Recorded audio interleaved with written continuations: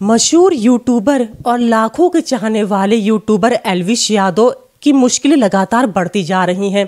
Noida police ने अब court में पेश करके उनकी धाराओं में संशोधन पेश किया है। पहले सेक्शन 20 लगाया गया था, अब 22 लगाया जाना है।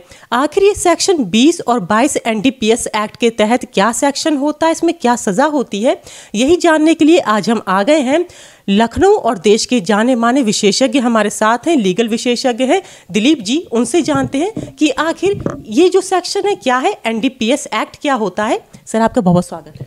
Thank you Anjali ji. NDPS act जो होता है वो नारकोटिक्स, ड्रग्स और जो साइकोट्रोपिक सब्सटेंसेस होते हैं उनको कंट्रोल करने के लिए बनाया गया है। ड्रग्स का इस्तेमाल मेडिसिनल पर्पस यानी कि दवाइयों में भी किया जाता है, तो अगर उनका यूज़ लाइसेंस के साथ और जो प्रेस्क्राइब्ड लिमिट है उसके अंतर्गत किया जा रहा है तो वो यूज़ वैलिड माना जाता है, अदरवाइज़ उसको इलीगल माना जाता है। एल्विश यादव के केस में उसका इलीगल यूज़ हो रहा था, जो रेप पार्टी चल रही थी उसमें बिना लाइसेंस के और मात्रा से ज़्यादा यूज़ हो रहा था। और जो सेक्शन 20 और 22 का मैटर है, सेक्शन 20 ये कहता है कि अगर भांग, जो कैनविस प्लांट्स होते हैं, भांग के रिस्पेक्ट में अगर उसके प्रोविजंस का कॉन्ट्रावेंशन किया जाता है तो धारा 20 लगेगी। लेकिन एल्विश यादव के केस में भांग का मैटर नहीं था, उनका जो साइकोट्रोपिक सब्सटेंसेस होते हैं वो ड्रग्स होती हैं जो केमिकल बेस होती हैं और उसमें एक केमिकल या एक से ज़्यादा केमिकल मिला के भी वो ड्रग्स बनाई जाती हैं। तो एक्चुअली में एल्विश यादव के केस में धारा 22 ही लगनी चाहिए थी, 20 गलती से मुझे लगता है पुलिस ने लगा दी होगी। तो 22 इसीलिए होती है जो और उसमें जो सज़ा का प्रावधान है वो 20 साल तक है।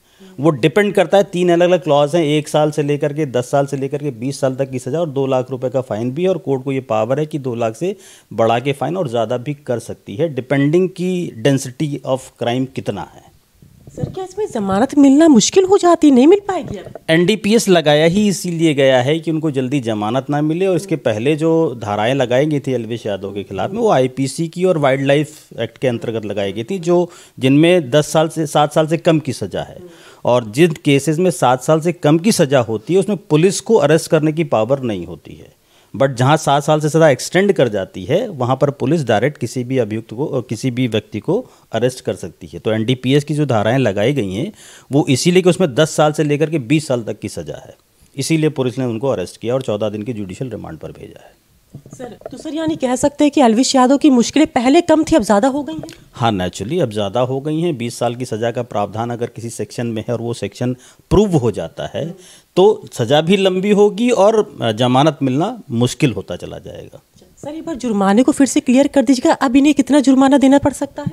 नहीं, 2 लाख रुपए तक का प्रावधान है और वो प्रावधान मतलब वो 2 लाख रुपए बढ़ाने की पावर कोर्ट के पास है कि कोर्ट चाहे तो 2 लाख से ज़्यादा का भी फाइन लगा सकती है। धन्यवाद सर हमें टाइम देने के लिए। तो दिलीप जी थे लीगल विशेषज्ञ जो बता रहे थे कि एल्विश यादव पे जो एक्ट पहले जो धारा लगी थी 20 और अब 22 लगाई गई है उसमें कितना अंतर है। और खासतौर पर उन्होंने ये भी बताया कि 22 लगने के बाद मशहूर यूट्यूबर एल्विश यादव की मुश्किलें बढ़ने जा रही हैं कि 20 साल की सज़ा है। जी हाँ, 20 साल की टोटल सज़ा है इसमें सेक्शन 22 में और 2 लाख रुपए का जुर्माना है और कोर्ट चाहे तो इसको बढ़ा भी सकती। तब तक जुड़े मेरे साथ मैं लखनऊ से अंजलि सिंह राजपूत, लोकल 18।